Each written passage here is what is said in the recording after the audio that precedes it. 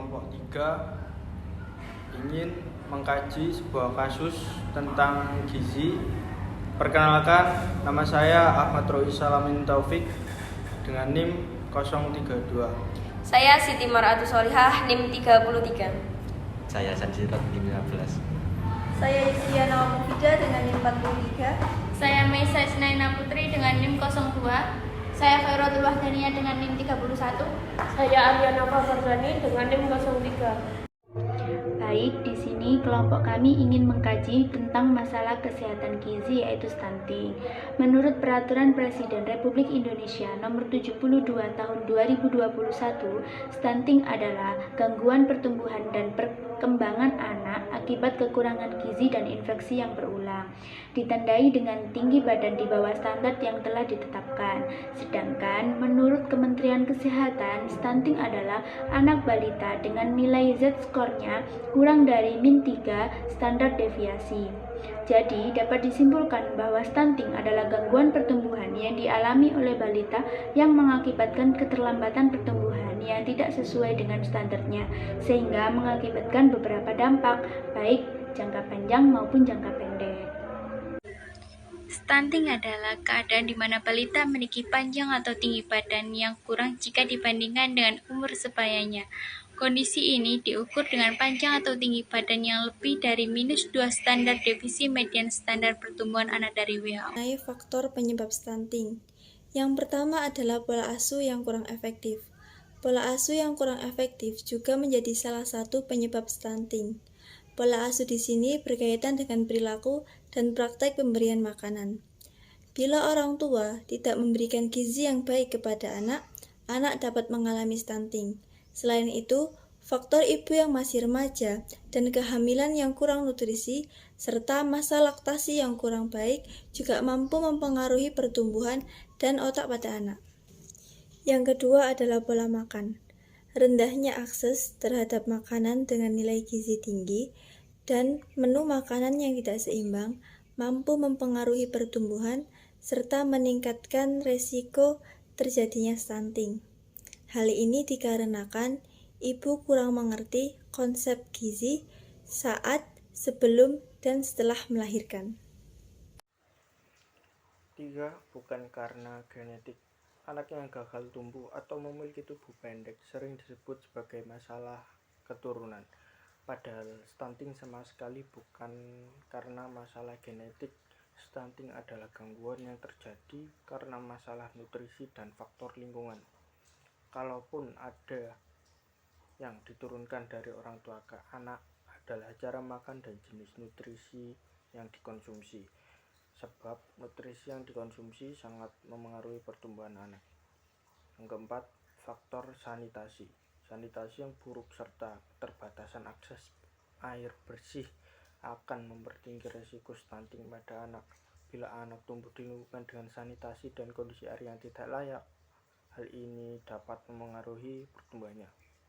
Rendahnya akses terhadap pelayanan kesehatan juga merupakan salah satu faktor penyebab stunting.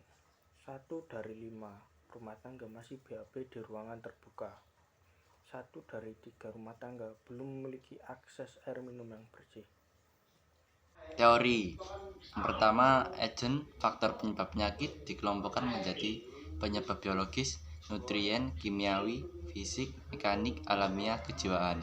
Yang kedua, host penjamu atau faktor penting penjamu, umur, jenis kelamin, ras, keturunan, gizi, status, perkawinan, pekerjaan, imunitas, perilaku, dan lain-lain. Yang ketiga, lingkungan fisik, sosial, biologis, dan mental.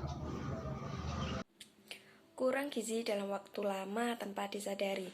Penyebab stunting pada dasarnya sudah bisa terjadi sejak anak berada di dalam kandungan.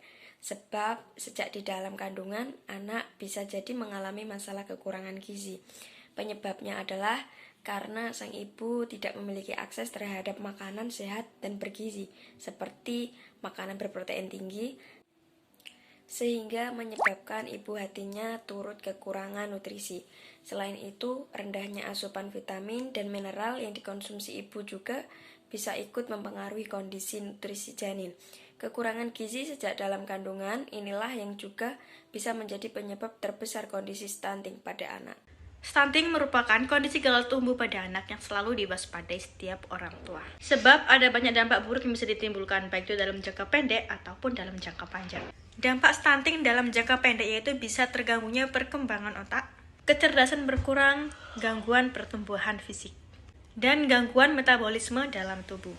Dampak stunting dalam jangka panjang yaitu bisa menurunnya kemampuan kognitif dan juga prestasi belajar. Bisa juga menurunnya kekebalan tubuh atau imunitas sehingga anak tersebut mudah terserang penyakit. Dan juga bisa menimbulkan risiko tinggi yaitu penyakit diabetes, obesitas, stroke, kanker, dan juga disabilitas pada masa tua. Upaya pencegahan stunting. 1. Pemberian pola asuh yang tepat.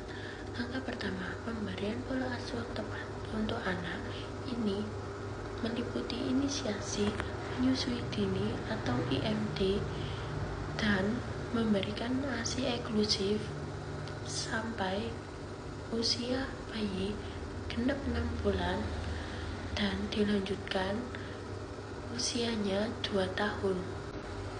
2. Pemberian MPASI yang optimal. UNICEF dengan WHO merekomendasikan bayi usia 6-23 bulan memperoleh makanan pendamping ASI atau MPASI dengan porsi yang tepat dan optimal.